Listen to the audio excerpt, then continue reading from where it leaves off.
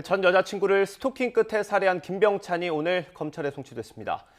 보복 살인을 포함해 모두 8개 혐의가 적용됐습니다. 카메라 앞에 선 김병찬, 죄송하다는 말만 반복했습니다. 관련 내용 이웅혁 건국대 경찰학과 교수와 함께 짚어보겠습니다. 어서 오십시오. 어서 오십시오. 네, 안녕하십니까.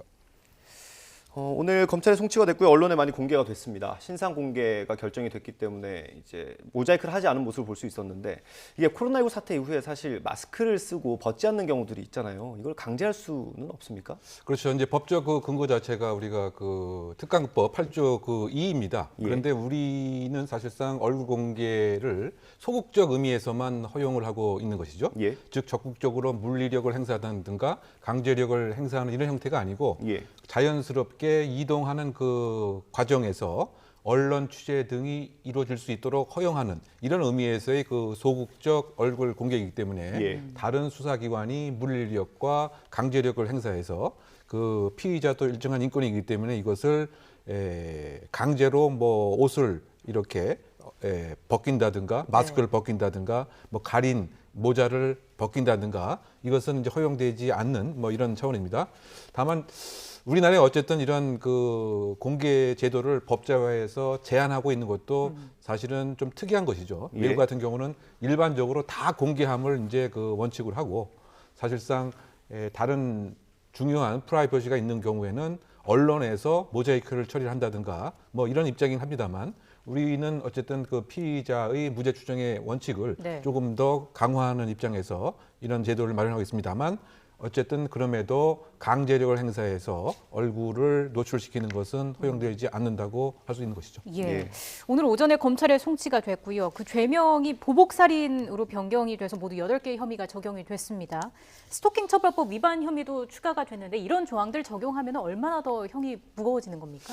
가장 핵심적인 것은 지금 그 보복살인이라고 하는 이 특정범죄 가중처벌법에 의유를 했다고 하는 이런 점입니다. 이것은 그 사형보다 훨씬 높은 형량을 예상할 수가 있습니다. 사형 같으면은 5년 무기 또 사형 이렇게 되어 있지만 예를 들어서 수사기관이나 재판과 관련돼서 신고를 했다고 해서 또는 일정한 자신이 생각할 때 불리한 증언을 했다고 해서 그 목적으로 살해를 하거나 상해를 하거나 하는 경우에는 더 가중해서 처벌을 하고 있죠. 이것은 결국 이제 그 형사사법의 그 공정성 또는 이제 국민의 그 안전성을 담보하기 위해서 더 비난 가능성이 높기 때문에 따라서 그 이번 그 사안 같은 경우에는 지금 이 건 이외에도 특수 감금에서부터 상해 또 지금 어쨌든 스토킹 처벌법도 위반이 되었기 때문에 그런데 어쨌든 가장 그 중한 죄가 보복 그 살인이기 때문에 지금 우리의 사형은 현재 폐지가 되어 있습니다만 어쨌든 중형을 면치 못하지 않을까 예상해 봅니다. 네, 앞으로 검찰 조사를 더 받아야 될 테고 또 법원에서 다퉈봐야 할 부분이긴 한데 이게 계획적이냐 아니냐를 두고 지금 김병찬은 계획적이 아니라고 주장을 하고 있잖아요. 지금까지 나온 정황들로 봤을 때는 어떻습니까? 네, 그 김병찬의 아마 그 주장은 그 전화 통화를 이를테면 경찰의 목소리가 있었기 때문에 이것의 감정적인 이 격분으로 우발적으로 살해를 했다라고 주장한 것으로 알려져 있습니다만 전반적인 그 행위의 그 양태를 보면 상당히 계획적이고 치밀하게 준비를 한 것이 아닌가 이렇게 생각이 드는데요. 왜냐하면 지방에서 올라와서 사실은 그 이 장소 근처에서 하루를 묵었고 뿐만이 아니고 흉기와 모자까지 구입을 했고 이때에도 현금을 사용한 뭐 이런 점들 범행을 은폐하기 위한 계획이 아닌가 생각되고 더군다나 핵심적인 것은 이 피해자의 거주지 근처에 주차하고 있는 이 차량을 확인하고 나서 사실은 그 3층 그 위치에 기다리고 있는 잠복하고 있는 이런 형태였다는 거죠. 그런 다음에 그 피해자가 나타나니까 흉기로 바로 이제 그 공격을 한 이런 점은 다분히 그 마음속의 지도상 무슨 일을 해야 되겠다라고 하는 계획이 농후한 것이고 뿐만이 아니고 범행 종료 이후에도 증거를 철저히 인멸하기 위해서 그 본인의 휴대폰은 이른바 비행기 모드로 전환시켜 놨을 뿐만이 아니고 피해자의 휴대폰 역시 사실은 그 뺏어서 강남 일대 그 버리고 갔다. 이런 점으로 봐서는 범행의 착수, 진행 또 이후에 그 도주까지 철저한 계획을 한 것이 농후하다. 뭐 이런 입장으로 지금 평가를 할 수 있을 것 같습니다. 예. 자, 그리고 앞서 경찰의 대응과 관련해서도 논란이 좀 있었는데 증거가 없으면 경찰이 움직이지 않는 시스템도 가장 좀 개선돼야 할 부분으로 지목이 됐어요. 어떻게 네. 보세요? 지금 이제 피해자 그 유족의 그 입장에서는 이런 이야기를 하고 있습니다. 그 경찰에서 신고를 받았을 때 이를테면 그 같이 찍은 사진과 같이 찍은 영상이 있어야 도와줄 수 있다. 네. 이렇게 얘기를 했다고 알려져 있고요. 물론 이제 경찰에서는 그런 대화를 한 적은 없다. 이렇게 입장이 조금 갈리긴 합니다만 그럼에도 불구하고 5번 이상 신고가 있었고 또 어떤 날은 10번 정도의 또 통화를 했다라고 하는 이런 보도도 나오는 거로 봐서는 정말 이 피해자 입장에서는 이 고통과 그 심적인 불안감이 정말 우리가 예상하는 것 이상이었었는데 어쨌든 지금 그 경찰의 대응 자체는 상당히 그 소극적이고 수동적으로 나온 것 같다고 생각이 됩니다. 관련된 그 스토킹 관련법에 의해서 예를 들면 적극적인 제재 조치, 분리 조치를 할 수 있었음에도 불구하고 또는 스토킹 위반법 사항이 사실 11일 날 인지가 되었으면 바로 사실은 입건을 해서 구체적인 격리를 했어야 되는데 그렇지 못했기 때문에 이러한 끔찍한 일이 그 생긴 것은 아닌가. 뭐 그런 측면에서 보면 결과론적이긴 하지만 조금 더 선제적으로 능동적으로 분리 조치를 하고 조금 더 시기를 일찍 앞당겨서 입건을 했으면 이런 그 피해 사망 사건은 발생하지 않을 수 있었던 것은 아닌가 이런 생각이 듭니다. 이런 총체적으로 보게 되면 스토킹 관련된 법이 시행한 지 불과 한 달, 2달 요 시기이기 때문에 경찰관이 제대로 법 적용에 대한 숙지가 부족했다고 하는 점도 지적할 수 있을 것 같고요.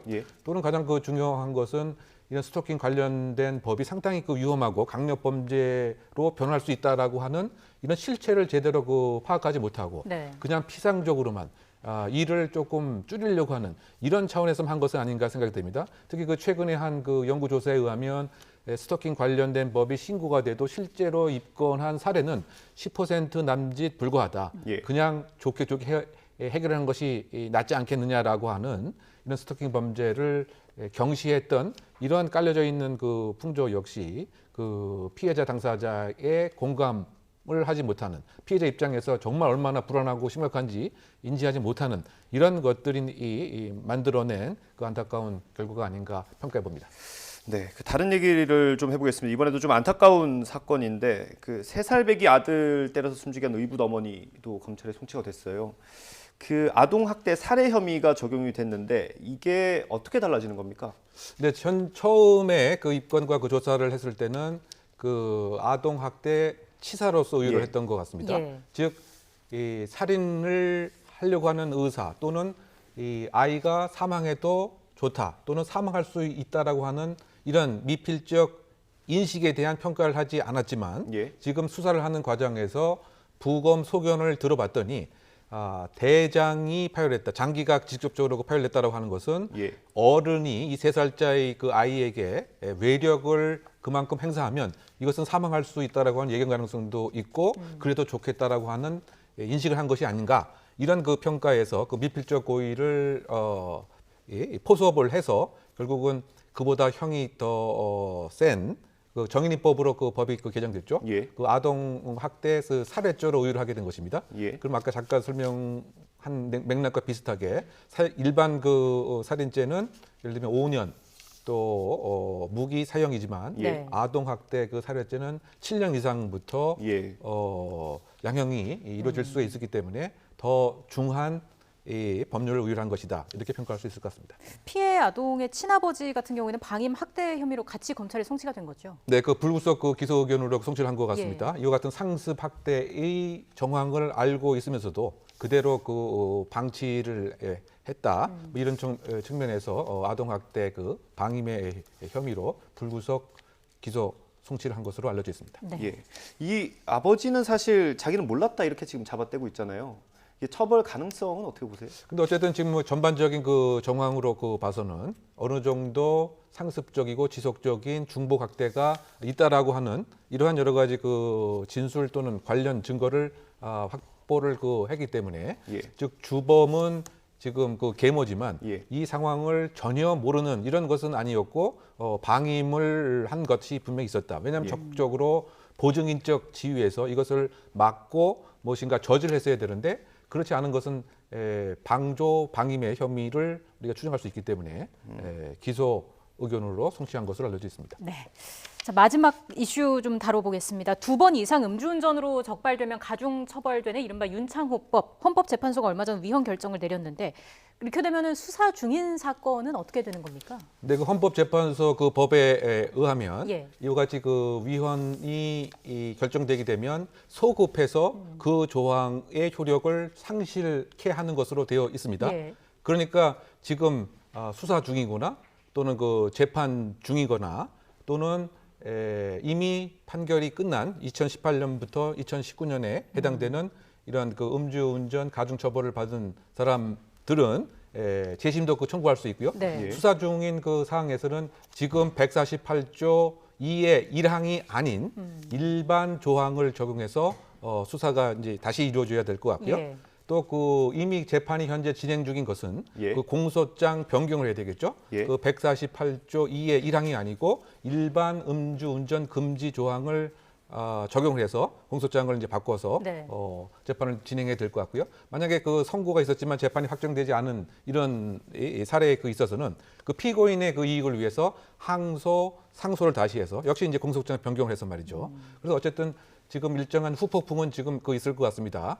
약 그 이와 같은 가중처벌에 해당되는 그 사람들이 1년에 한 5만 건 정도 입건이 되기 때문에 네. 예. 약 그 15만 명 정도의 재판 결과가 좀 바뀔 필요가 있다라고 하는 이런 추정을 할 수 있는데 예. 그렇다고 해서 이를테면 유죄가 무죄로 되는 것은 이제 아니고요. 예. 뭐 일정 부분 뭐 양형에 있어서의 뭐 변동은 있지 않을까 이런 예상을 해봅니다. 그러면 이게 법이 시행된 게 19년도니까 한 3년 정도 되면 15만 명이라고 말씀해 주셨는데 그 15만 명이 다 뭐 재심을 청구하거나 뭐 이럴까요? 아마 그러지 않을 가능성이 저는 더 크지 않는가 생각이 됩니다. 예. 그 왜냐하면 그 어떤 면에서는 또 양형에 있어서 커다랗게 편차가 생기지 않을 수도 그 분명히 있습니다. 예. 다만 현재 그 이 건으로 구속을 받고 있거나 예. 그런 경우는 이제 구속 적부 심사를 다시 청구할 수 있고요. 구속 상태에서 이제 재판이 진행되는 경우 보석을 이제 신청할 수는 있겠지만 그 양형에 있어서 조금 변동이 있을 가능성이 있지만 유죄가 무죄로 되는 뭐 이런 상황이 아니고 또 어쨌든 지금 그 본인의 그 판단에 의해서 조금 더 유리한 양형 결과를 원한다고 한다면 네. 여러 가지 그 재심 절차를 다시 진행할 여지는 분명히 있는 것이죠. 네, 알겠습니다. 지금까지 이용혁 건국대 경찰학과 교수와 함께 이야기 나눠봤습니다. 오늘 말씀 고맙습니다. 고맙습니다.